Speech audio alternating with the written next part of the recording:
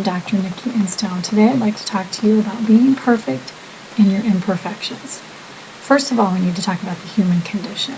And when we talk about the human condition, we have to realize that there are many layers to what we are in this bag of skin and bones. On the surface, we've got the physical body, stuff that you can actually touch, what color my hair is, how tall I am, how much I weigh, the shape of my hips, how big my feet are. All of those things are just the very, very surface. It's the physical piece. It's not all of me. It's just part of me, and it's the part that you see first. It's the part that you can reach out and touch, but it is just a part. Now I dig a little bit deeper into the next layer, and I get to my personality. What are my traits, my characteristics? Do I have little quirky things that I do?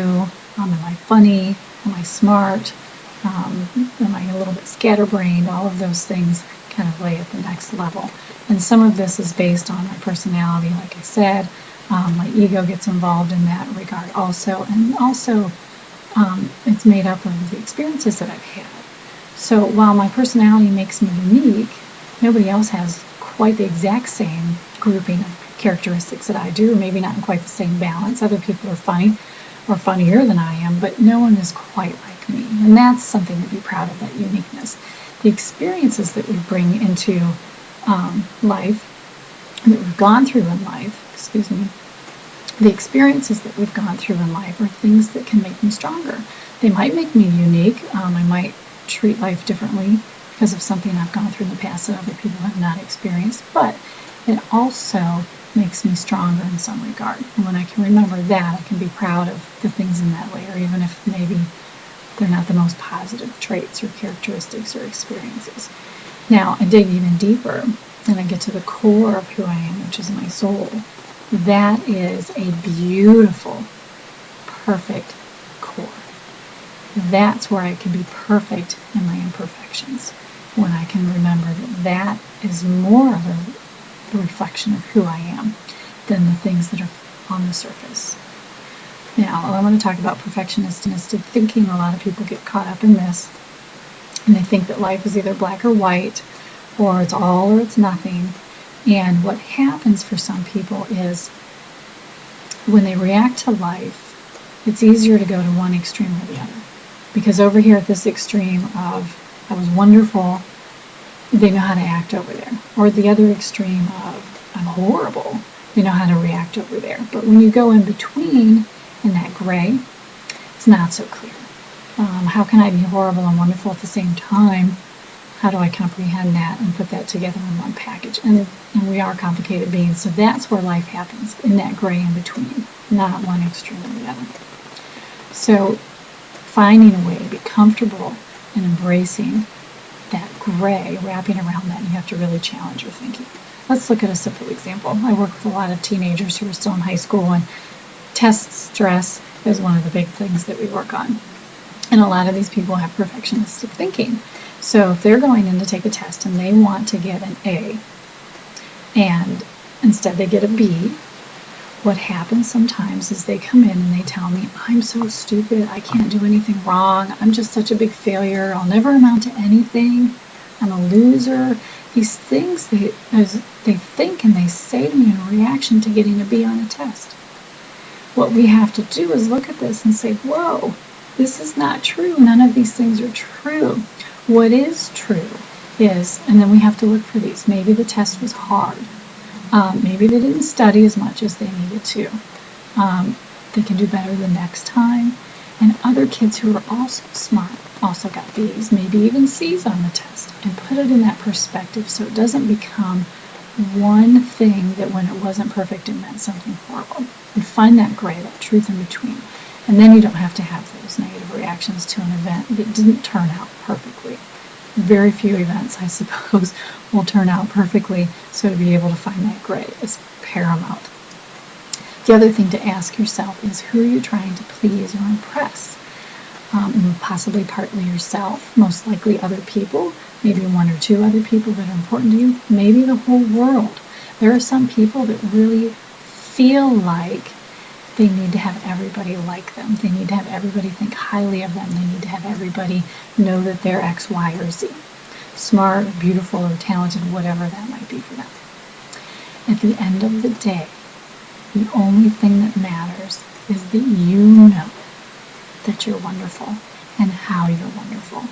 You would exhaust yourself going around to every person in the world and trying to convince them that you're wonderful. Some people it's going to be an easy sell. True, because you do have a lot of wonderful things to offer. However, it's just not realistic. It's just not going to happen. Everybody has their different perspective, and that's what makes the world go round. So to be able to let go of that need to have other people approve is going to help you break out of that needing to be perfect. Thirdly, I want to talk about recognizing those imperfections, like I said, as in the surface, as normal. We all have them. I have yet to meet someone who doesn't have them. I have them. It's just part of the human condition. So when I see them, I accept them as that. This is just part of who I am. This is part of life. This is part of what this is all about. And that's okay.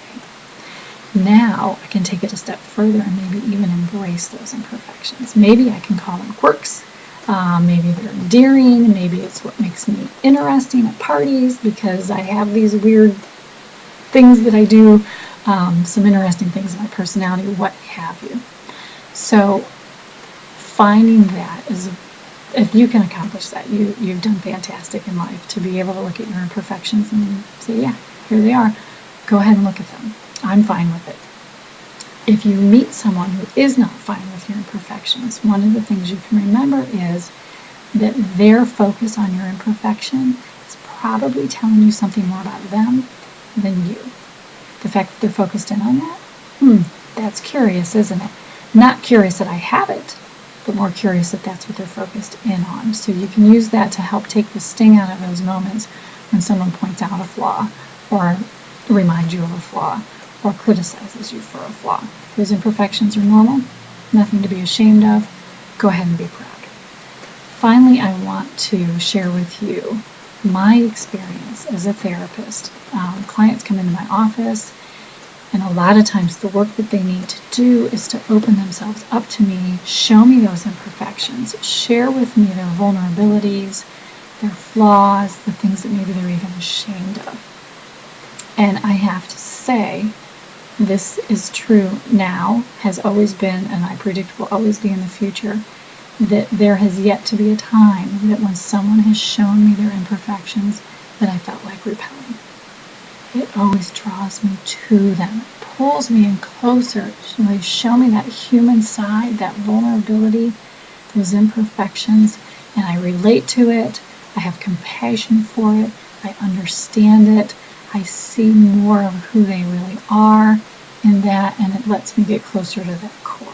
So remember that those imperfections can be used to draw people in instead of to repel them.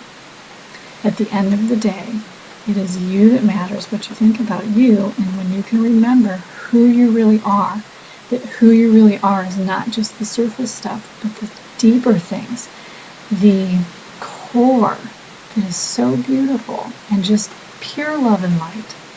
Let that radiate, let that shine out through all of the other layers. That becomes what people see. Let it shine so brightly that they can't even notice the flaws. They don't even notice the imperfections. It's like they're not even there. Let yourself radiate and shine from the inside out for all of the world to see.